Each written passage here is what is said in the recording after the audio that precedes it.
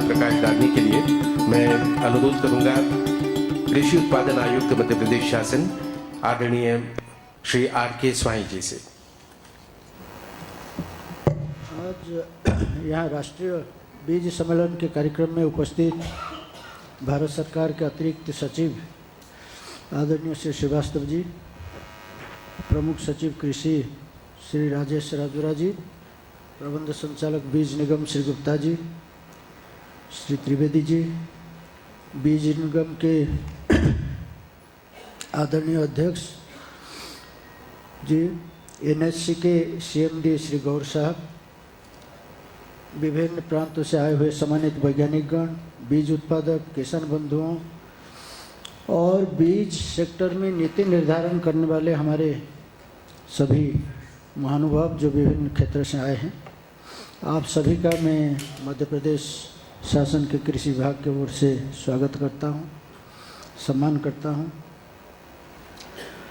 हम लोग सब जानते हैं कि बीज हमारे कृषि का और खेती का रीढ़ का हड्डी है।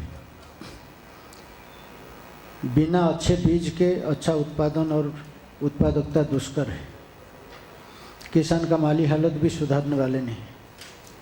अगर हमको खेती को लाभ का धंधा बनाना है तो एकमात्र चीज़, कई चीज़ें तो खेती के लिए आवश्यक होता है, लेकिन एकमात्र घटक, महत्वपूर्ण घटक जिसके ऊपर आप और हमारा सभी का ध्यान केंद्रित होना चाहिए, वो है अच्छा गुणवत्तापूर्ण बीज।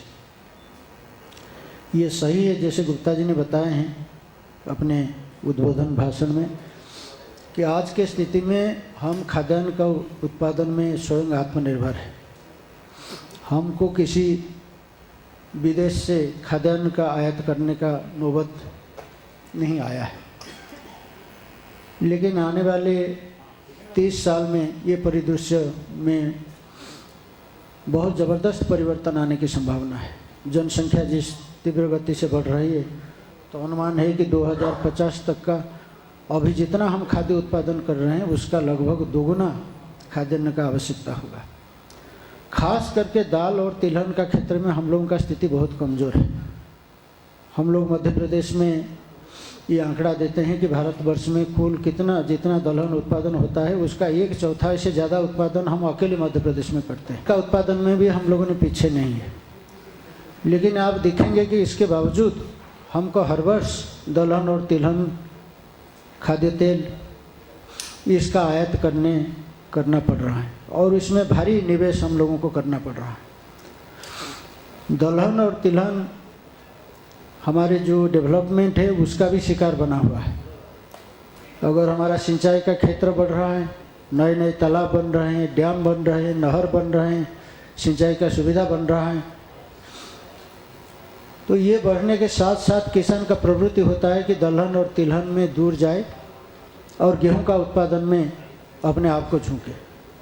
यही कारण है कि आज गेहूं का उत्पादन में, खाद्यान्न का उत्पादन में, मोटा अनाज का उत्पादन में जहां हम लोग शिखर पर पहुंच रहे हैं, वहीं पर दलहन और तिलहन के मामले में हम अभी आश्रित हैं और बाहर के देश से हमको इसका आयात करना पड़ रहा है।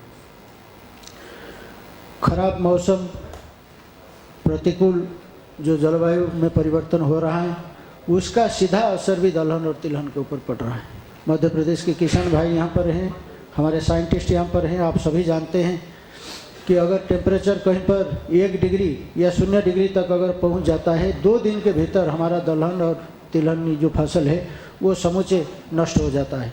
गेहूँ इस प्रकार के प्रतिकूल परिवेश को जूझने के लिए सक्षम है, लेकिन दलहन तिलहन इसके लिए सक्षम नहीं है। इसलिए आवश्यक है कि हम इस दिशा में और गहराई से शोध करें, अध्ययन करें और इस प्रकार का प्रजाति को हम लोगों ने डेवलप करें जो न केवल कम समय में हमको उत्पादन दे, बल्कि इस प्रकार का प्रतिकूल मौसम और जलवायु को झेलने के लिए उसके अंदर ताकत रहे।